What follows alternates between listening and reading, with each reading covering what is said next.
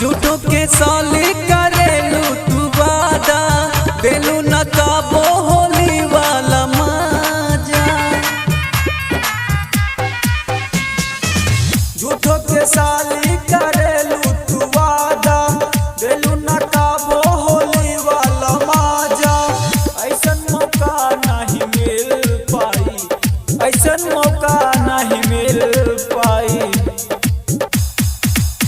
हमके रंगवा लगा दन तो दूसरे लगाई, गलवा के मजा कौनो दूसरे उठाई, गलवा के मजा कौनो दूसरे उठाई। हमरा पीछे हमरा पीछे हमरा पीछे पड़ल बाओ एक यादव जी के भाई। हमके रंगवा लगा दन तो दूसरे लगाई।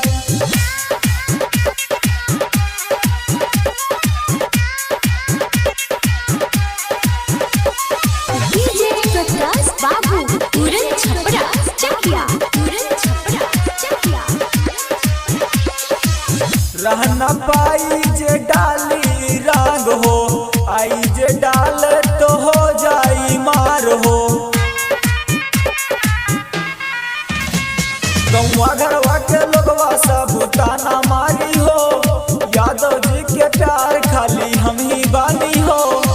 जिंदगी भकर तो हर भर पाई, जिंदगी भकर तो हर भर पाई।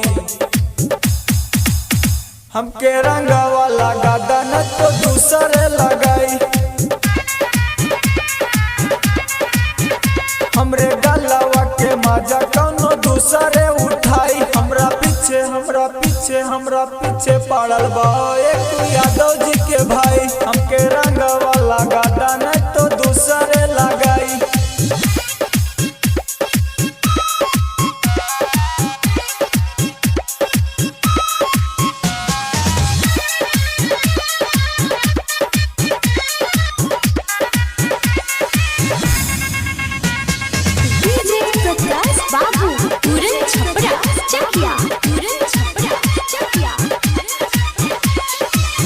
काहे के चल गईला फगुआ में दूर हो, हमरा से कौन भइल राहे भूल हो। संदीपा का तू ही ता समझावत रहलू हो, जिंदगी भर संदीपवा रंगवा डाले आई हो।